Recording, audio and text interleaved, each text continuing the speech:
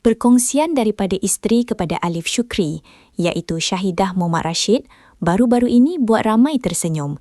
Dalam masa yang sama, rasa relate. Syahidah kongsikan satu video yang tunjuk perjalanan hidup dia sebagai isteri sejak tahun 2007 sampai sekarang. Bila tengok balik detik-detik tu, bukan semua manis.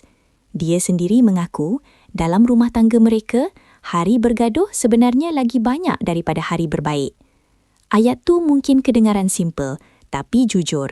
Dan mungkin sebab kejujuran tu, ramai yang rasa dekat dengan cerita dia. Syahidah siap berseluruh, walaupun selalu berselisih faham, jodoh mereka tetap kuat.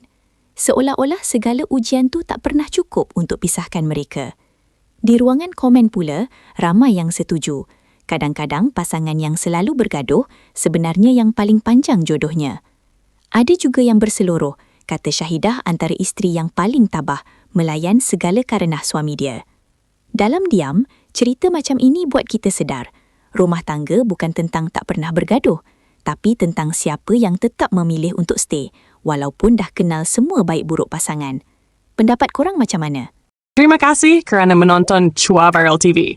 Jangan lupa like, komen dan subscribe untuk terus dapatkan update terkini tentang dunia hiburan Malaysia.